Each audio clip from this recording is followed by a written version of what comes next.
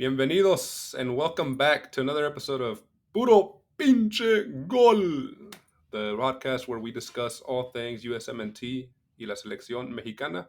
I'm joined once again with the one and only, my tocayo, Adrian. How you doing, man? Hey, what up, man? All good, dude. All good. Sunday after the end of the World Cup. What a game! A lot to talk about. So I'm excited, dude. I'm ready. What Yeah, about you, did you get a chance to catch your breath after that game? dude? Tell me about a freaking drama and like last minute goals. It was crazy. I think it honestly, um, and we'll talk more about this later on this episode. But I think honestly, it has been the best final for the last what 5 World Cups, at least so far. It was great. Yeah. No, there you have it, fellas. Y'all could hang up now. That was it. That was the whole episode. I'm kidding. For real. But no, yeah, we definitely have a lot to talk about here. This is episode 3, La Final. We're going to discuss all about the final here and, the World Cup in general, the first World Cup in the Middle East. We're going to talk about our likes, dislikes, what we thought. A lot of upsets, a lot of teams that didn't live up to expectations. So, Hmm. I think it's gonna be a good one, and we'll kind of rank where we think this whole World Cup in general, compared to the other ones, how we think it kind of held up.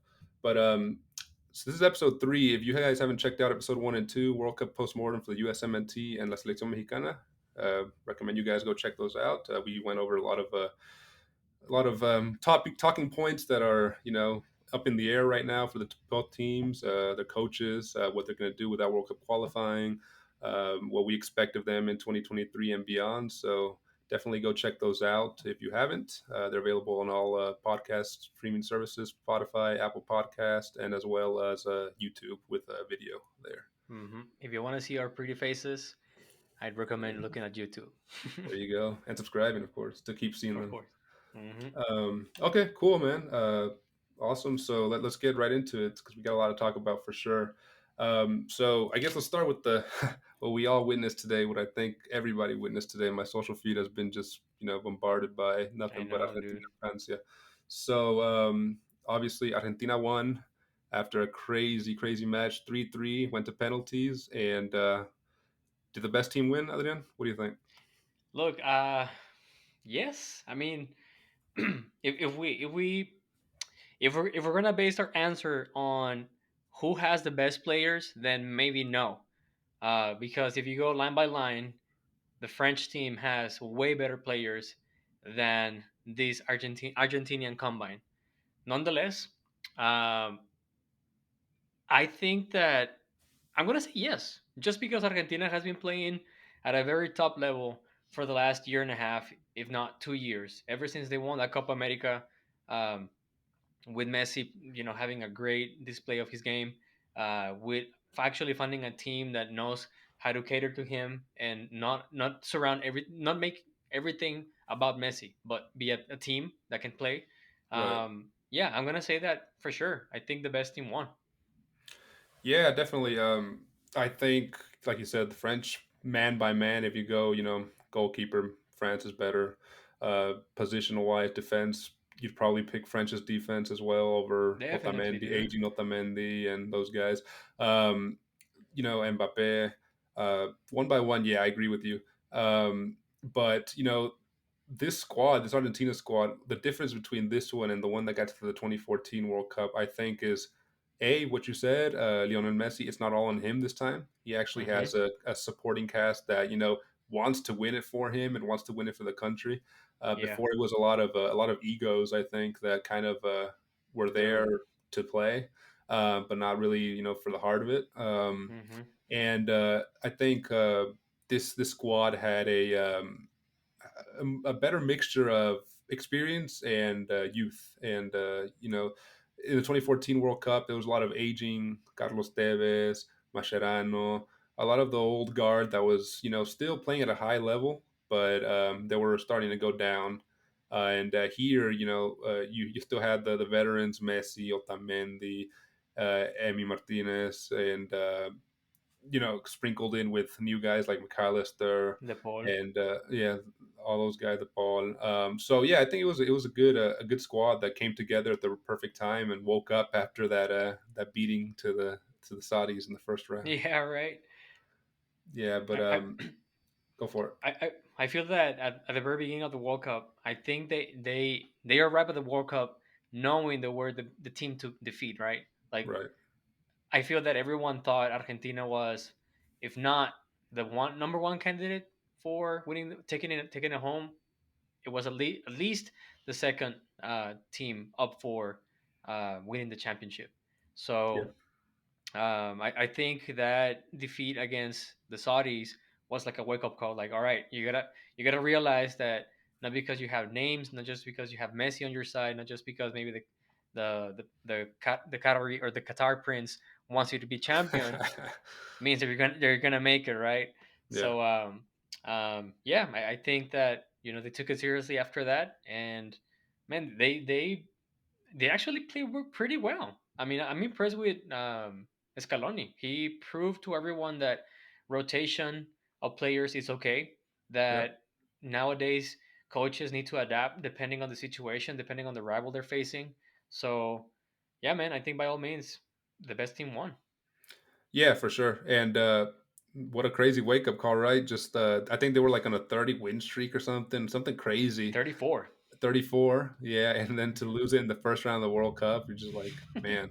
But we'll Against get to the group stage and discuss sure. all that. But what I really want to focus on right now and is the final. Yeah. So Messi, like, you got to start with him. Uh, is he the goat?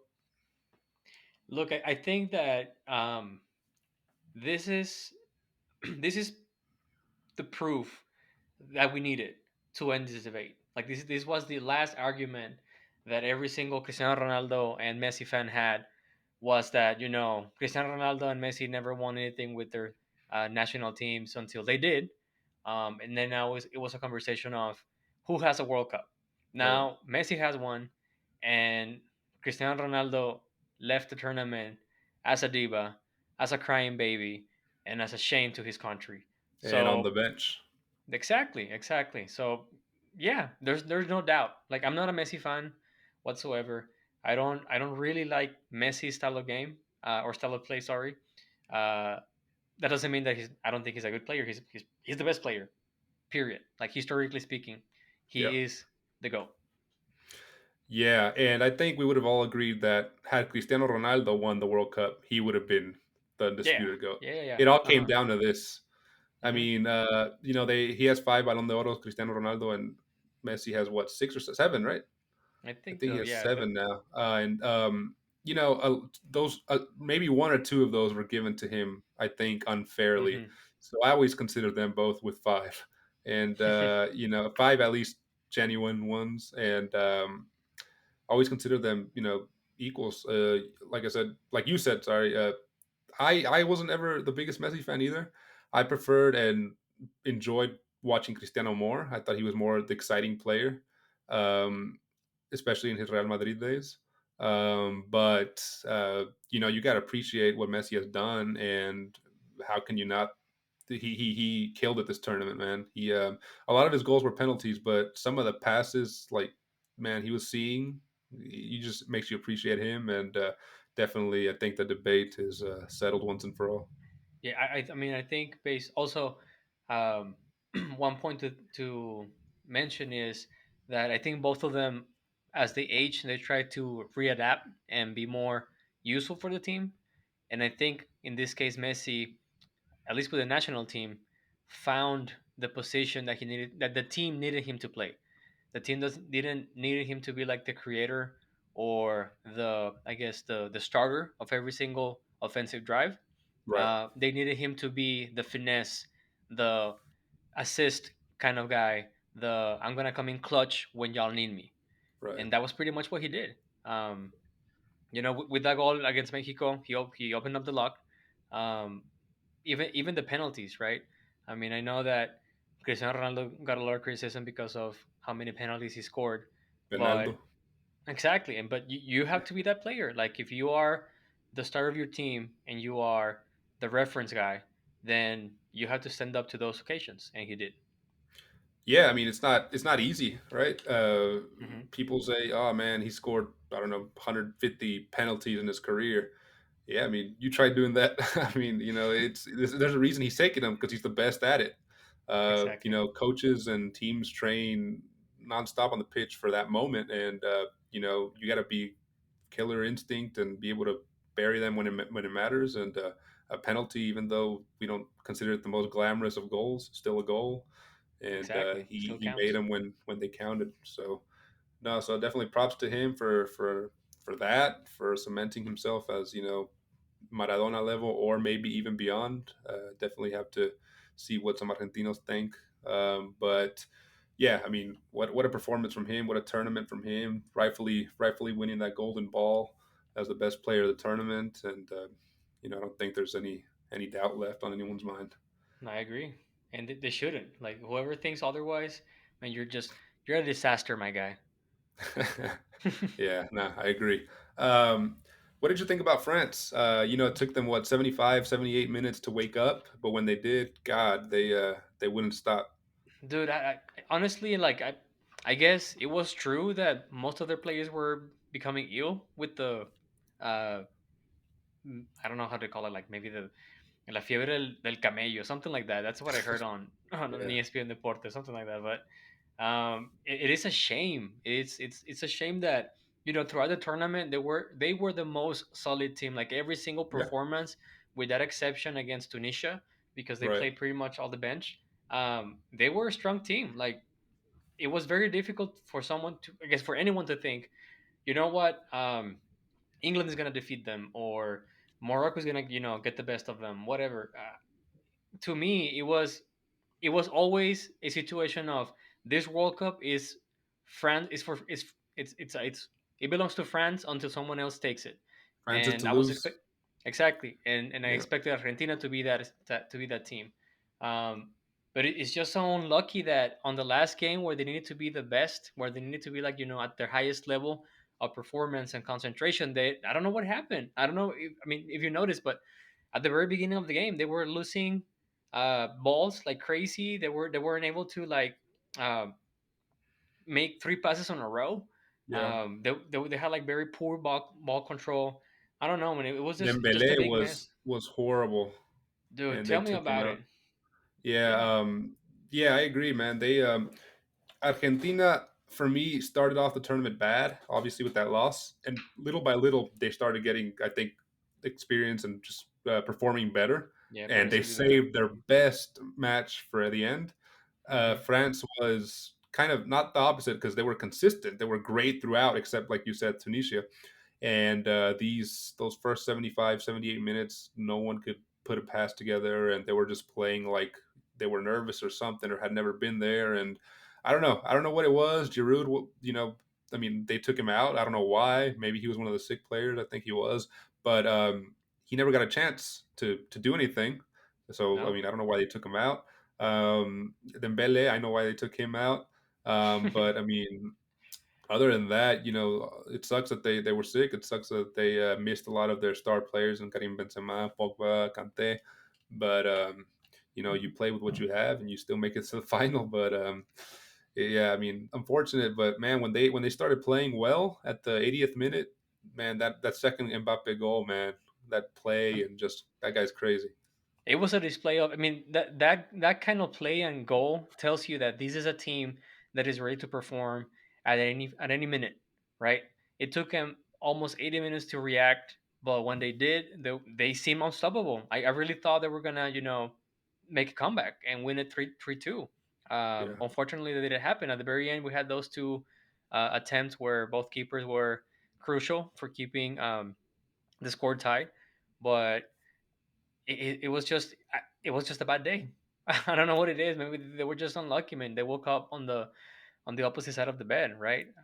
yeah, Honestly, I don't know what was the case, but also another thing that I want to point out is that Mbappe was pretty much lost throughout the entire game. When he woke up, you noticed it right away. But he one became thing the that best you have player to, on the field.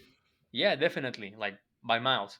Yeah, But one thing that we also have to realize is even though France has a well and very talented team, um, you can tell that not everyone is on Mbappe's level.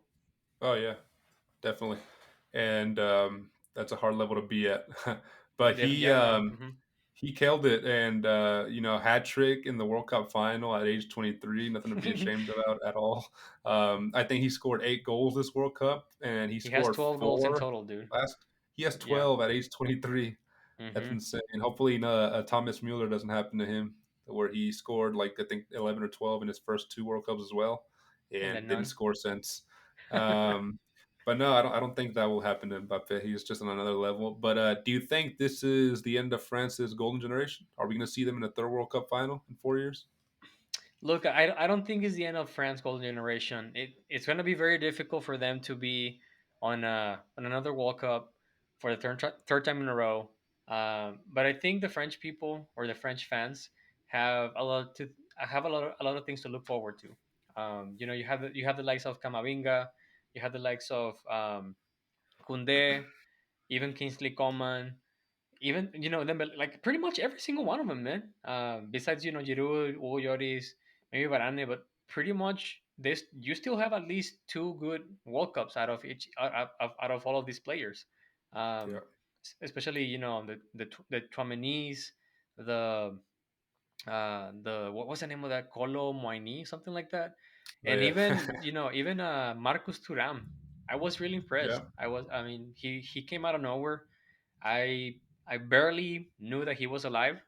um, it kind of sort of is easy to understand that he's Lilian Thuram's uh, son, Yeah. but he was impressive. He was good. He performed. Whenever they required him to perform, he was a good player. He's definitely not a striker as Giroud, but he knows how to put when to put his worker hat on and work his ass off for the team. So I really like that. Yeah, no, definitely. They like when you started mentioning that list, it's insane how much talent they have and how much youth. Is I feel more confident that France will make another World Cup final than Argentina. Oh yeah. This was Hmm. their peak, and that was they man. Prop to them for doing it. They did it for Messi, did it for Argentina, and who are you rooting for before? I know, Mexico and Argentina. They have history, obviously, Hmm. in the World Cup. A lot of my friends in the States or in Mexico were telling me that, man, anybody but Argentina. I personally was wanting it to come back to the Americas. It's been 5 World Cups that It's it been was a in while. Europe. Yeah. So I'm not the biggest Argentina fan either, but I'd rather have it on this side of the pond than over there. So it was a good change of pace. Yeah, no, I didn't have any favorites. Honestly, after Mexico was kicked out in USMT as well, I was rooting for England, and I just like England. Period. It doesn't really matter how well they're playing. I just like I guess the English team for Yeah, many different reasons. One of them being David Beckham. uh, but I really wanted this to go to Messi more than Argentina. I yeah, just wanted him to have the be the World Cup champion, put it into this debate. I think it's a perfect ending for a very fruitful career, and he deserved it, man. Honestly, I mean, there's nothing left to say. I don't have anything against France. I don't have anything to root for Argentina. I really couldn't care, but I just wanted this story to end on the best note possible. Like Mbappe can win the next one or the next ones, but this was Messi's to take. yeah, for sure. And definitely Messi. All he needs now to finish off his trophy cabinet is MLS Cup when he goes to He's Inter coming, Miami. dude. He's Yeah, coming. that's going to be the most important trophy in his cabinet, man. The one he wants more than anything. MLS I, Cup. there was one stat that I want to mention from the game that I was very impressed, and this tells you how well Argentina was playing on the first half and how poorly was France doing. On the first half, France had zero shots at all. Like not even no, they didn't shot whatsoever. No shots on target, no shots Wow. off target. Yeah, I don't That remember was any. yeah. That's a freaking. I was thinking about it. And I'm like, all right, let me double check and make sure that I got this right. And yeah, for the first half, they had 41% of the ball. Sorry, 41% possession of the ball. They had zero total shots. Um, dude, they had like zero corner kicks, no offsides, no big chances, no chances missed, no counter attacks. They only had one goalkeeper save, and that's a lot to say because Argentina had 60 shots in total, three on target, three off target. Um, so it Yeah. was just a complete domination of Argentina, and they had like a 11% difference in accuracy of passes too. It's just it was crazy. Yeah, no, definitely domination by Argentina the whole first 75 minutes. But the French subs definitely paid off. You could tell in the second half they came playing a little, they grew into the game as the Yeah, second half went on. And after those two amazing goals, well, one was a penalty and another one was a fantastic goal by Mbappe. You just thought, man, it's over for Messi. He's never going to get this moment again. And yeah. I remember I was texting you and others. I was like, man, this is going to. I feel like a Holland thing's going to happen again. They say in Spanish que el marcador 2-0 es el más difícil de mantener. Like the hardest, score to maintain Es is el más 2-0. engañoso. Yeah. Engañoso, Hmm. because you get complacent, right? You're like, oh man, 2-0, they could score on me and I'll still be winning. And you stop attacking and you just get complacent. And that Well, I mean, happened to them. even Scaloni made a defensive change. He took out Di Maria and he put Acuna, and Acuna And you is could way tell that more. their attack stopped right away. Hmm. And Di Maria was playing amazing down that flank. He did not look his age, and he rolled back the years, and he was playing crazy, crazy I good. thought I thought Di Maria had a poor display at the very beginning of the game, but he got lucky with a freaking penalty Mm. and the goal.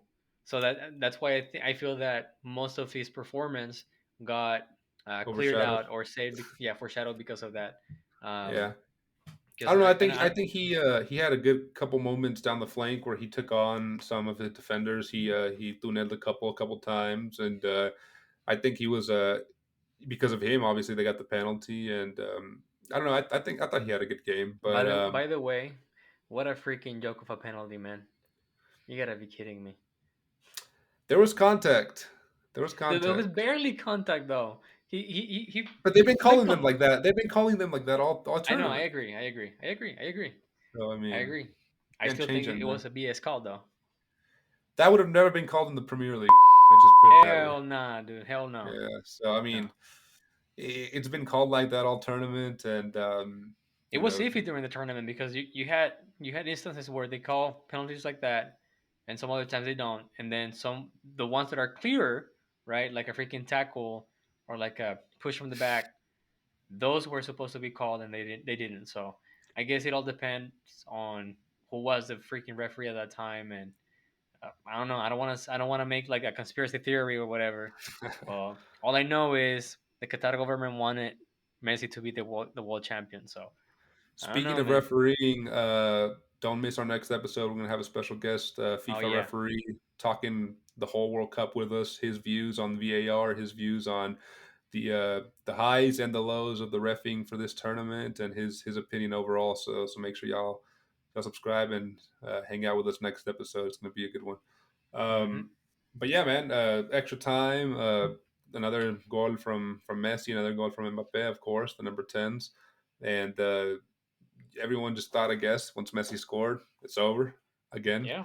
But you can't rule out Mbappe, and then finally settle it with penalties. What did you think? Did France get their lineup wrong, or was it just No, unlucky? I personally don't think it was a mistake of choosing who's going to be the kicker. I just think that unfortunately the Shams made the changes, the subs, and uh, I think he expected his young players to behave as well experienced uh, players, and they didn't. I truly believe that those who missed the penalty were overwhelmed because I mean, as you saw, the freaking stadium was nothing but Hinchas. Argentinians and Messi fans. Yeah. So I don't think they're used to playing. Well, you would think they're used to playing on those kind of on those kind of games where you have opposition pushing at you throughout the 90 minutes. But I do have to say that South American pressure or South American chants and South American people fans are way different. Like they chant and they push their team in a different way. So I just feel that they couldn't overcome the fact that they felt the pressure on. And that's what I'm saying. Like it's proof that not even though they have a lot of talent, they're not at Mbappe's level yet. Yeah, Because yeah, that but guy was they'll cold, dude. yeah, yeah, for sure, and they'll definitely grow to that level though. That team, like we said, it's just full of talent, and sky is the limit for them. This won't be their last final at all, I don't think. But Like on those instances, you need you hit. They missed the Pogba's and the Cantes and all that stuff. I mean, uh, Benzema, yeah, they yeah, missed all those the people players. that have been there before and Hmm. the experienced folks, yeah, because I mean it was not a lot of experience on that team at Exactly. that type of And level. the other thing that I also want to mention is even though France has line by line best players, and we all know that Hugo Lloris is it's better than Amy Martinez. Maybe Yep, not by much, but he's definitely a better keeper under the three posts. Amy Martinez is better at one thing, and that one thing is penalties. Because you can look at Hugo Lloris and his record of saving penalties, and I think he has a very poor record on it. I don't yeah. quote me on the numbers, but it, it's been like a while since since he stopped a penalty. And I think throughout his career as the French goalkeeper, there was maybe like one or two PKs that he had to face, um, and he was unable to stop them. So statistically speaking, Emi Martinez has had or has been in that position more times, making him more reliable when the penalty kick shootout happened. Yeah, and I think Emi Martinez was going into that penalty shootout on the confidence of that paradon he did to save Yeah, man, Argentina at the the one with the end. leg. Yeah, when he reached out with the left leg and just stopped it, that was crazy, crazy stop, and that man just saved them from total loss there. Um, Definitely, Emi Martinez, I think, is also more of a gets in your head. If you saw him, he was taking his sweet Yeah, time. He was dude, he was constantly, dancing and shit. yeah, constantly getting in their head, and it worked. So Argentina for sure, digno campeón. It's back here to the this side of the pond. Messi goat, and what a great final. Probably the You best know, final that I've witnessed for sure. you know who Emi Martinez reminded me of? Who's that? Nahuel Guzmán, bro. A Sí, trolling goal. ese vato le aprendió a Nahuel Guzmán, te lo puedo Yeah. asegurar. And I was texting the G-Man, Mhm. and he told me, like, look, you're going to think I'm crazy, but Nahuel Guzmán es mejor que Emi Martinez. And I was like, dude, get the fuck out of here, man. Nahuel Guzmán is good, but Emi Martinez juega en Aston Villa. Yeah. Juega en la Premier League. There's no freaking way that Nahuel is better than him, like, at all. Nahuel had his moment 4 years ago at the World Cup, so he at least Hmm. got experience going there. But That is true. definitely should have at least been on the bench, I think here. But that's for another topic.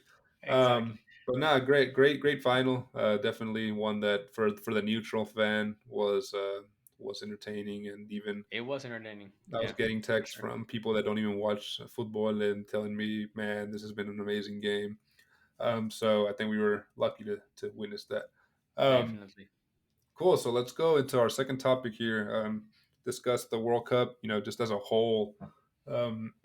This, before it even started, there was a lot of criticism about this World Cup. Where it was being taken place, how it was given to this country, and a lot of the labor that went into it, and the stadiums, and just it didn't start off in the best light. What do you think? Was this a World Cup that should have happened in the first place? What did you agree with it being held there? Look, I guess I guess maybe what 10 years ago when it was announced, um, I thought and I was like, all right. I mean that's okay. Uh, we had one in Africa. Why not have one in the Middle East? I was way younger back then, and I couldn't care less. Uh, but of course, I don't know if you saw that documentary on Netflix about FIFA. Um, I don't think I've seen it yet. Yeah, well, it just talks about how the whole thing happened and how essentially the Qatar Prince bought the the rights to host the World Cup in Qatar. Um, as simple as that. Like it was never meant to happen. Qatar Yeah. didn't qualify in any way whatsoever to be a good candidate to host the World Cup because of the temperatures, because of the infrastructure, because of a plethora of reasons, right? That should have been given to the states. And it happened in a combo where Russia was on the same spot, and England was supposed to get it, or Great Britain was supposed to get it, but ended up going to Russia and Qatar. So yeah, I think it is a this should have never happened. I think it's clear to everyone, especially if you saw that documentary, that this was an act of I'm gonna buy it. Like we have enough money to go around Joseph Blatter at the time and Yeah. just buy everyone That guy. else's who isn't buy everyone else's who isn't a Joseph Blatter friend boat, and they did it. Like look, dude, on the documentary they literally say that the Qatari prince went to France to talk to the French president, and I think Nicolas Sarkozy was the president at the time. And he was like, "Look, I'm gonna donate X amount of millions of dollars or euros to your country. We're gonna sign some, we're gonna make some some. I guess we're gonna build some ties between your country and mine. Blah blah blah. All this stuff. I'm assuming it had to do a lot. It had to do with uh, gas and petroleum access and whatnot, right? Yeah. And when the French president asked him, "Hey, so what do you want in exchange?" Guy was like, "Look, I just want France to vote for Qatar as the World Cup host." So this dude calls Michel Platini, and he was like, "Hey, man, so listen, who are you voting for to host the World Cup in 2022?" He was like, "Well, I think I'm gonna go for the United States." And the guy was like, "No, you're gonna vote for Qatar, and that's it." And so that's literally what happened with a bunch of them. They went around to they didn't actually go to the I guess the the executive of the confederation, right? They went directly to the To the president of president. each country. Yeah, and I was like, look, I'm gonna give you this amount of money as a this is a present for you to develop your country's soccer complexes or whatever, right? It's gonna be all cash, so you use it as you want. The only thing that we ask for is that you tell this guy to vote for us on the FIFA committee, right? And that's pretty much what happened. So, Nice. uh, yeah. And then on top of that is there's also the situation of the foreign workers. How many of those, unfortunately got killed? Some people say they got murdered because Yeah. they didn't know what they were getting into, right? Yeah, in the There's extreme conditions, and yeah, exactly. just working 16, 18 hour days with little rest. Yeah, just Dude, they're fortunate. they show you the I guess the I don't want to call them I guess worker complexes or whatever, but these are essentially like labor camps where they had housing for the workers, and the workers had their bathroom on the same area as their kitchen, and it was dude it was a very nasty situation for them. The number of people that died is still unclear. I was reading an article on BBC saying that at least approximately 1,800 people died, but they estimate that it's way more because they had people from Bangladesh, from India, from Egypt, sorry, and other countries around that area who were going and migrating as construction workers, but they just never made it back And there's to the probably not an families. official report on them, and just yeah, Exactly. that's probably the low end of the number. Hmm. Um, yeah, definitely unfortunate, and like I said, it started unfortunately with that news, how the stadiums were Yeah. built, and it just kept getting worse. Like I think as the build up, 2 days before the World Cup was supposed to start, they announced that no beer was going to be served at the games, Yeah. Right. You know. and yeah, go for it. Go ahead. Sorry. Go ahead. No, I was just gonna say, after Budweiser, right? That paid, I think it was 75 million or something like that to have it be Hmm. the exclusive server of the FIFA World Cup, and to have been told, hey man, that we're just ignoring this contract, and I'm sorry, but we're not going to do this 2 days before. That's just That's unheard of. crazy, isn't it? Yeah, I think to me it's interesting. Needless to say, just because the fact that we're used to FIFA showing up to every single country. I mean, like, all right, for this month, a month and a half, screw your rules. We're gonna go with what we want, and Right. you're gonna bend over if you want to have the World Cup in your country, right? And this is the Right. first time where a country goes back and be like, no, no, no, no, you want to host it here? Yeah, it's your tournament, it's your party, but it's in my house, and we play by Yeah. my rules. So to me, it's like, all right. I mean, it's unfortunate for those fans who enjoy drinking a beer, a cold one with the boys, and watching their national team, right, play at the Right. highest level of soccer. But I'm also happy that at least someone stood their ground and was like flipping up the finger to FIFA, mainly saying like, look, yeah, we can two can play this game. So again, it's your party, but it's my house. Yeah, definitely the first time that a country makes FIFA bend over for them. Um, speaking of that, again, before the World Cup even started, you remember the paid fans and how funny that Dude, was? you know what? That one. I mean, I didn't register that whatsoever. I guess it was so early that I was waking up to see the games that I wasn't paying attention to it until you mentioned it, and then I went back to see some of that footage, and I was like, dude, what the hell? Yeah, What's up with that? like you see the Arab guys in England shirts singing "It's Coming Home," and yeah, I mean it was just something that I thought was very funny and something that has never been seen before, just to try to build Definitely. the atmosphere there before the World Cup. I was reading an article saying that they I guess, I mean, for the lack of a better word, they imported people from Bangladesh, from India, and they literally told them, look, we're gonna pay you to be here to wear these shirts. They were wearing like fake shirts of Yeah, Argentina, of Belgium, and then just like, look, whenever you see like a camera doing taking some footage or whatever, just go and chant this or whatnot. Like just make it seem as you are a fan of that freaking team. yeah, no, that was hilarious, and I don't doubt that article at all. Um, so one more thing I wanted to discuss before we start going into the groups and whatnot. This was the first World Cup that was held all in one city in Doha, Yeah. Qatar. Hmm. I thought that was cool. One of the things that I don't like, that I'm not looking forward to about the 2026 one, is that it's going to be so spread out. I Hmm. like it when it's like in a small country like Korea, Japan, or when it was in Germany. When it's just, I think it's you feel that atmosphere more everywhere. Here, you're gonna be, for the World Cup here in 2026, you're gonna be, I don't know, in Denver, and then the next another game's gonna be in Los Angeles, and it's just like far, and then another one in Montreal, and then in Monterrey.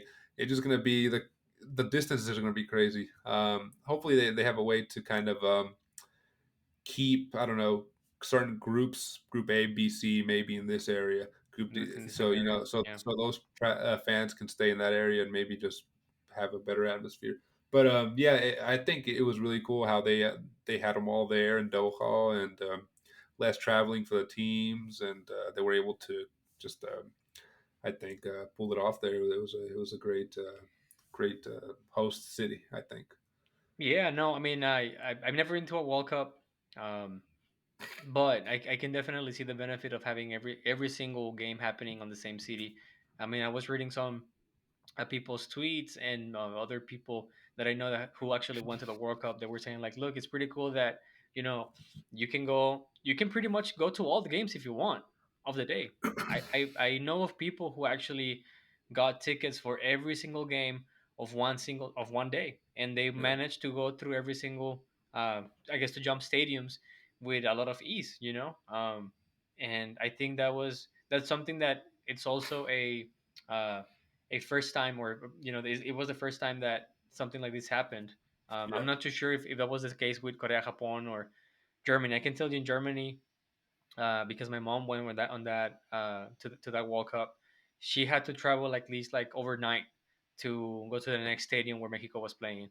yeah, So even though it's technically like a small country, it wasn't as easy as it is in Qatar, or I guess it was in Qatar because some of those stadiums are going down. They're getting recycled or yeah. whatever.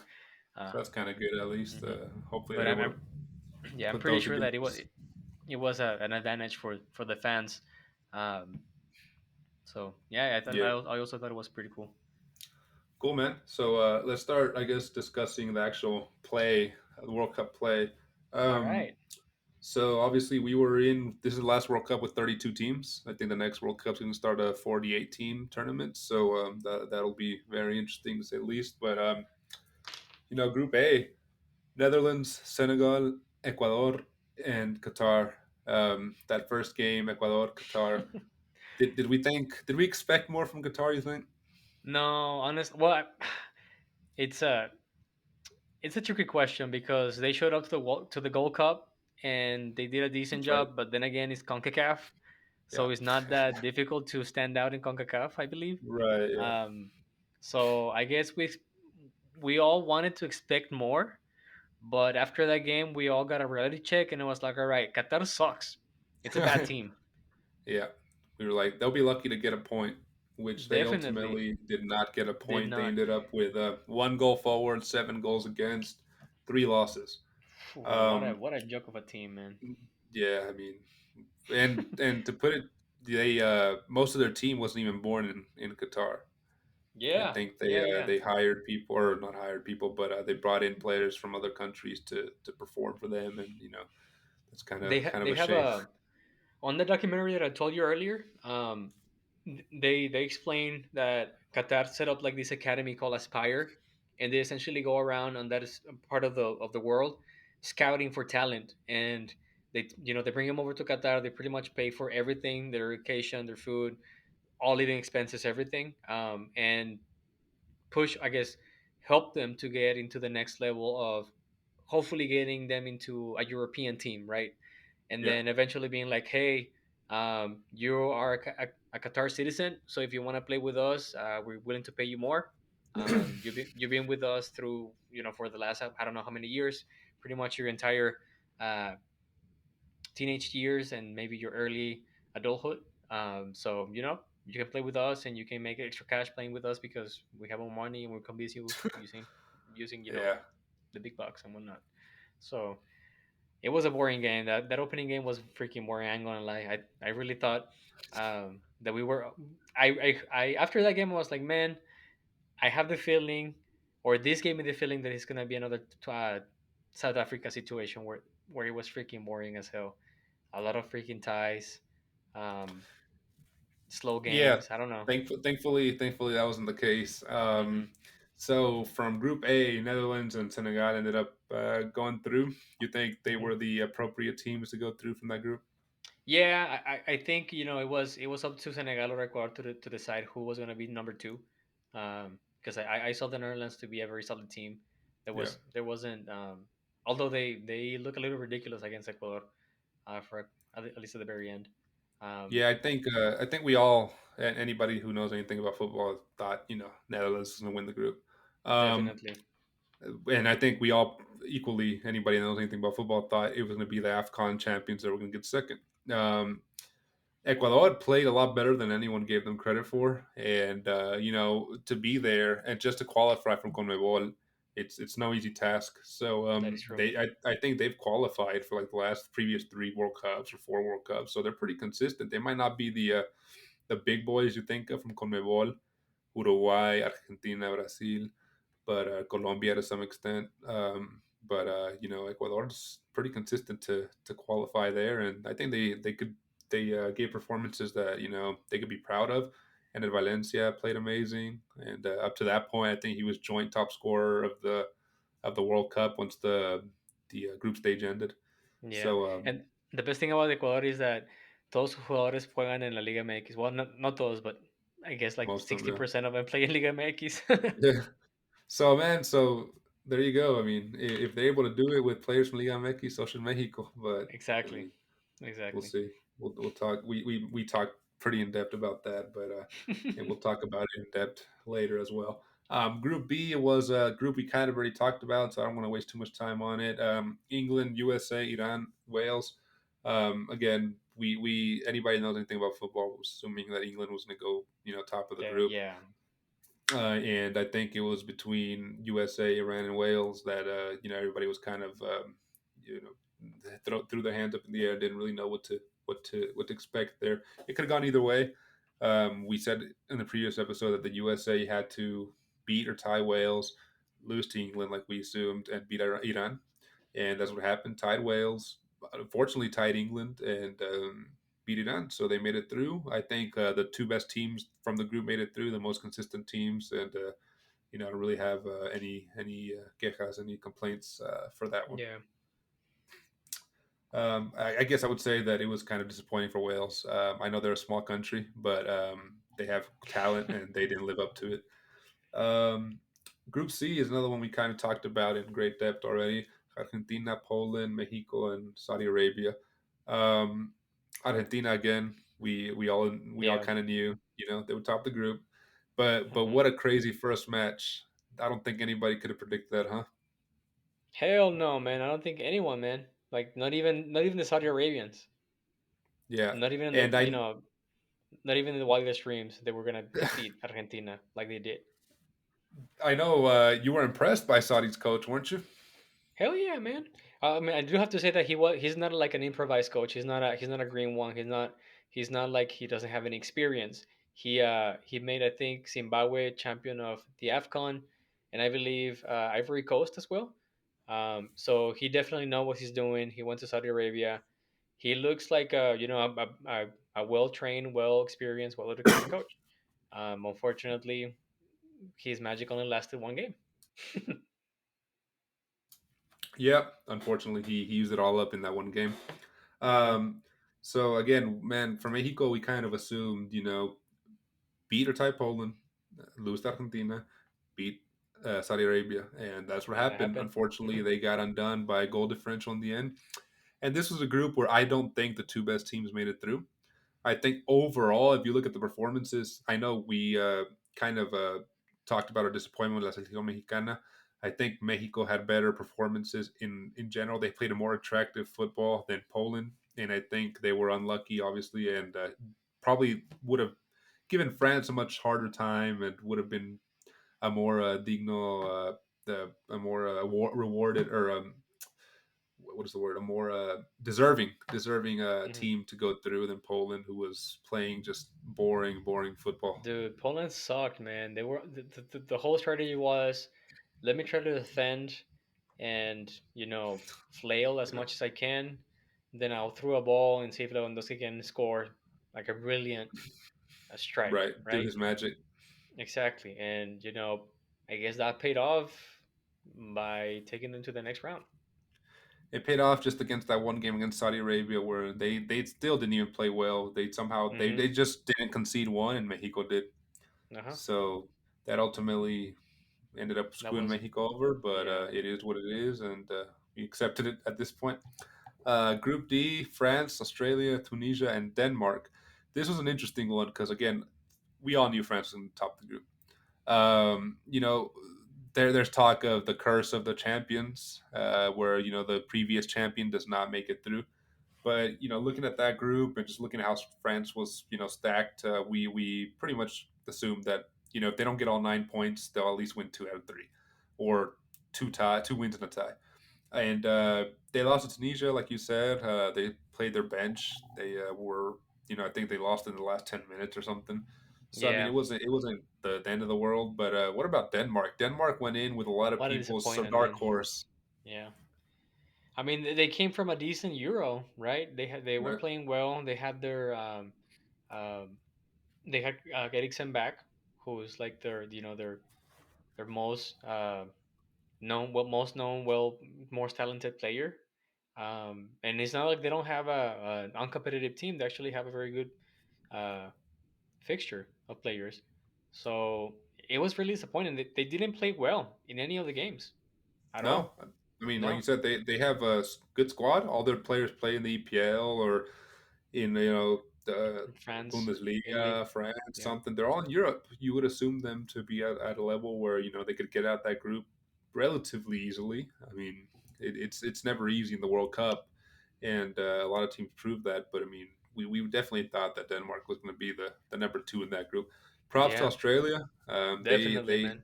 they did well when they had to, and after losing pretty badly to France in the first game, they came back and won when they needed to. So that was good to see them go through the They Socceroos. don't miss Tim Cahill. No, but we do. We like Tim Cahill. Yes, I He was know. a good player. He was a good Um, player. Group E. Spain, Germany, Japan, or Japan, and Costa Rica. Um, so I think we all assumed it was going to be the two European giants, It was a but given, right? yep, it It was a was a given. given. Like no one expected that. I didn't expect to see Germany struggle as they did in 2018.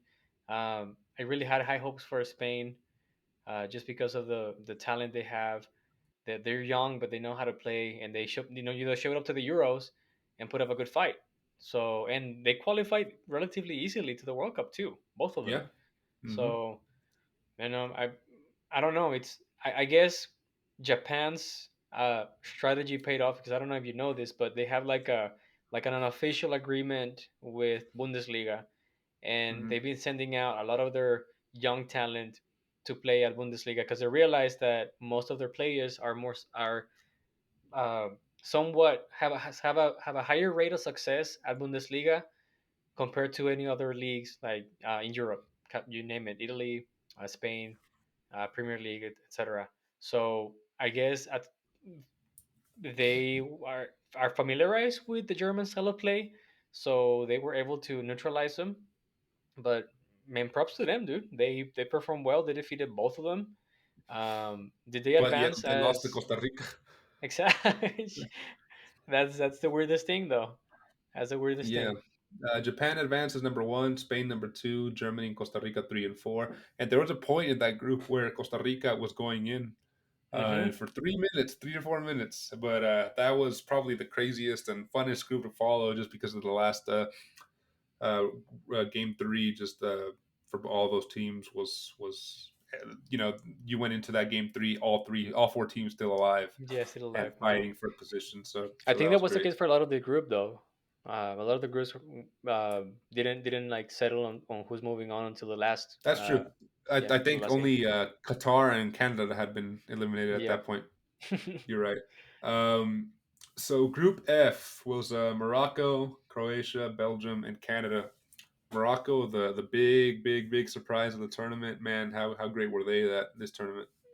Dude, I mean, I don't know how great they were because honestly, I mean, they stick to one style of play, and that's pretty much what took them all the way to the semifinals. I do have to say though that they have a very strong elite team.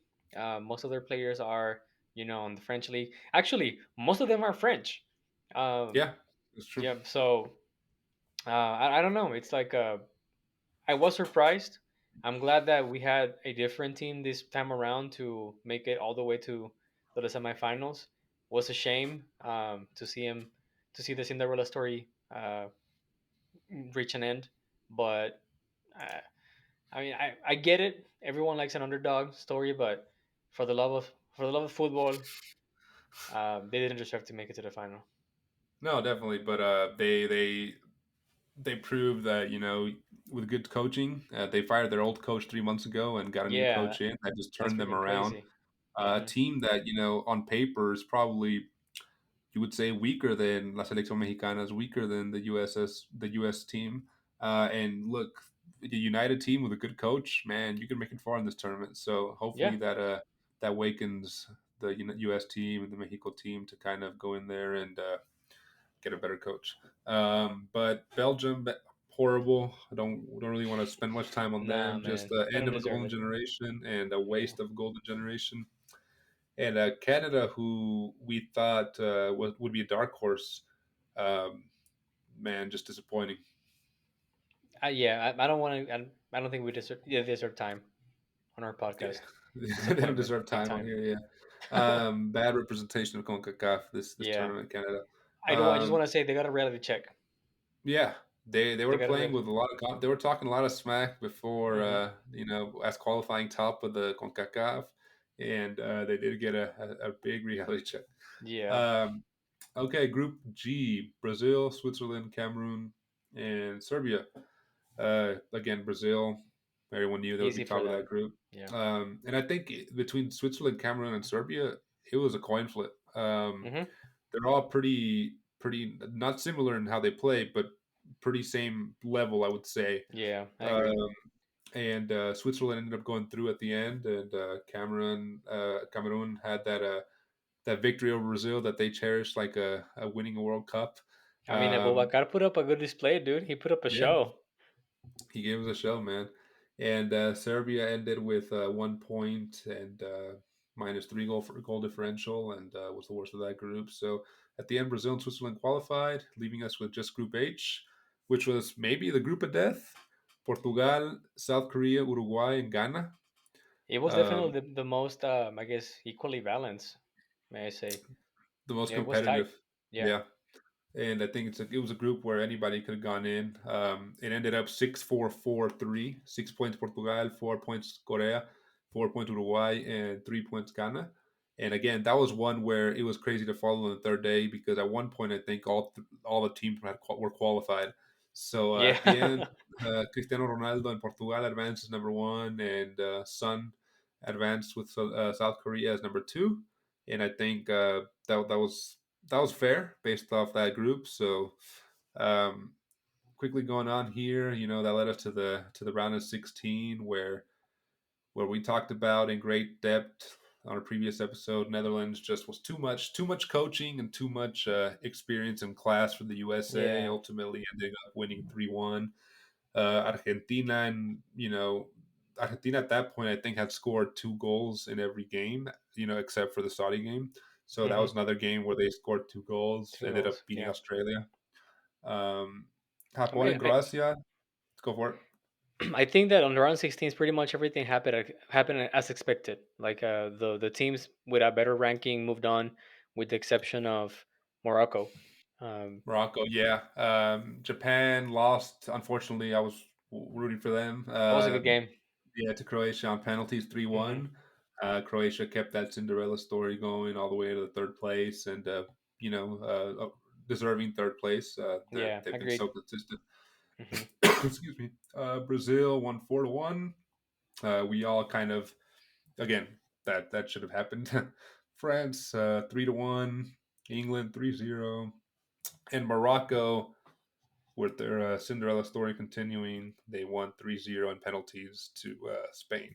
Spain, yeah, that's crazy.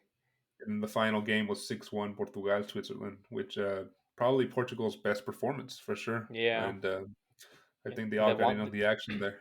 The one game for Gonzalo. Yep, for sure.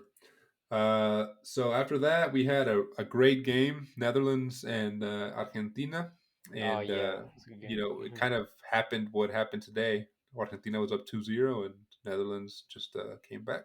What did you Hmm. think of that one? Did you enjoy that game? Yeah, I thought it was a outstanding game. I was always on the edge of my seat.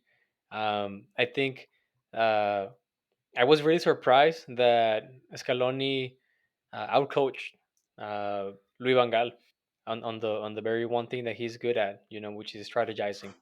Yeah, Unfortunately, I mean, Argentina was dominating pretty much entire game until the very end where they let go, and you know what happened. But it was a really good game. I think it was maybe the best one out of the quarterfinals.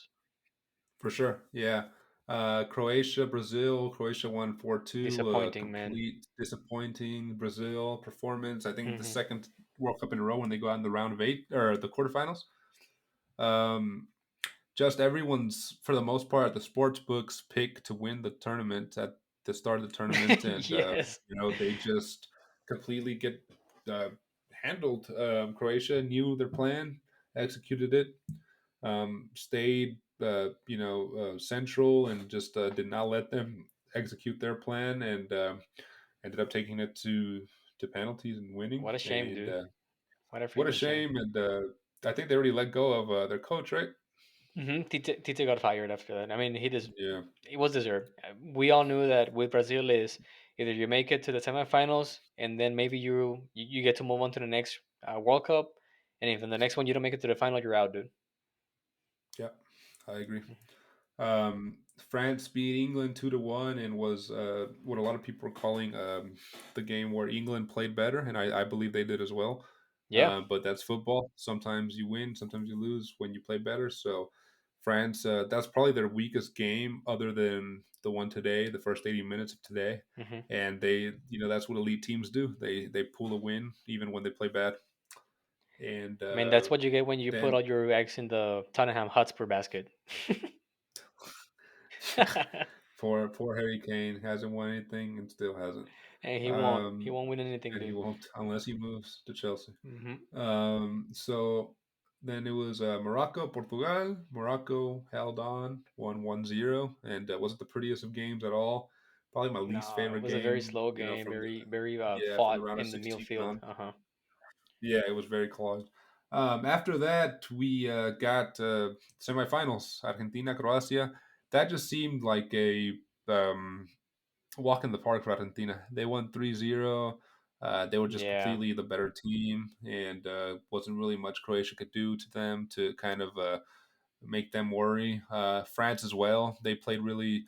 I think there was a couple chances at the end of the Morocco game with France where Morocco had a chilena that kind of almost went in, um, and it was just the two teams that played the best in the tournament deserved it, and ultimately ended up winning. And I don't think we had any regrets or any questions about Nah, was it no. fair or not. So And that's I know just people were where saying like class. if you love football, tú quieres que pase Marruecos y Francia. And I was like, nah, man. No, sorry, not Marruecos and Francia. Sorry, Croatia and Yeah, Marruecos. And I was like, nah, man, come on, dude. If you actually like football, you want Argentina and France to make it to the next stage for sure. right. That would have been the best game, and it was the best game. Definitely the Hmm. best World Cup final I've Yeah, seen. So no, man, that was a. I think overall, football wise, quality of play wise, the World Cup was a success. yeah, it Um, was. it's always going to be remembered as well from the non-football aspects of it, and that definitely led a lot to be desired and was a lot of negativity to it, rightfully so. But I think you and I would both agree that yeah, football-wise, it was a success, and maybe if not the best World Cup, one of the best World Cups that at least you and I have witnessed in our Yeah. lifetime. Hmm. At least top three on my Awesome. list for sure. For sure. Yeah, for sure, for sure. Um, well, man, that was a good talk with you about the World Cup. There, I think it's a good stopping point, and definitely something we'll talk more about. Going forward, as the World Cup mania is still strong here. Hmm. Um, Again, I want to just remind everybody: please subscribe, comment, like, and we're available on all podcast services, as well as YouTube. And I want you guys to, if you can, please check us out next week because again, we have a very special guest joining us, FIFA referee here in the United States, and he's going to be giving us his views on the World Cup, on the calls that were made, a lot of very important calls like that Japan goal that went in and ultimately costed Germany their Yeah, it's gonna be interesting to spot in hear the what he has to say 16. about that. You know. So yeah, he'll definitely give us his angles and his thoughts on VAR implementation and this new VAR system that I think Italy has already started to implement or will start to implement in Serie A next season. And a lot of positives as well, refereeing wise. The all first female referee squad that took charge of a World Cup game. Also, So don't. that's go for it. But I just wanted to remind everyone to also follow us on our social media at Puro Pinche Gol on Twitter and on Instagram as well. Definitely, yeah. Follow us everywhere and check us out on your streaming service of choice. And yeah, appreciate it, Adrian. Thank you for joining us again here, or thank you for being with me as my co-host. Definitely, man. It's always a pleasure talking with you, man. Picking your brain on this sport that we love. So I'll see you next episode, man. And yeah, subscribe. Thanks, guys. See ya.